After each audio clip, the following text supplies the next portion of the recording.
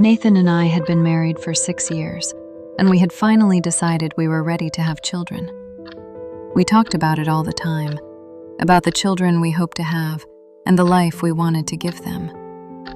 The only thing standing in our way was space. Our apartment was small, and we both agreed that before any babies arrived, we needed a bigger home with room to grow. It felt like everything was finally coming together for us. There was one obvious way to make it happen. I owned an apartment that my grandmother had left me when she passed away, the home where I had grown up. It was the one part of my life that was truly my own, and it meant far more to me than money ever could. So when Nathan suggested that we sell it and put everything toward a bigger house for our future family, it was not an easy thing for me to agree to. But he talked so warmly about the children we would raise there, and I loved him and trusted him. So in the end, I said yes.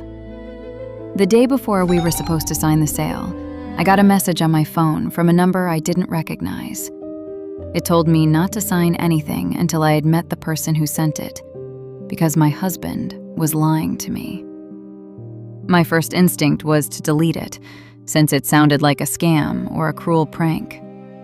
But I couldn't stop thinking about it, and after an hour, my curiosity won. I told Nathan I had a quick errand to run, and I drove to the place the message had named. A man was waiting for me there, someone I had never seen before. He was calm, and he looked tired and sad. He told me he was the boyfriend of the woman my husband had been seeing. That was the first time I had ever heard that she existed. He had found out that his own girlfriend was planning to take his money, and that she had been doing the same thing to several other men at the same time.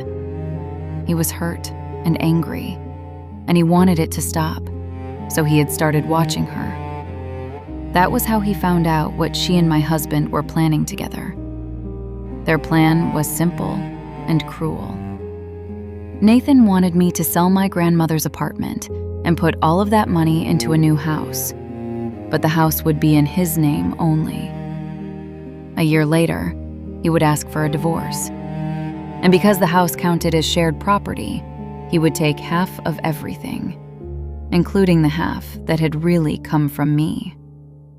He and his girlfriend had been waiting for the day I sold the last thing I had from my grandmother, so they could take that money and share it between them. I expected to feel like I was falling apart, but instead, a strange calm came over me.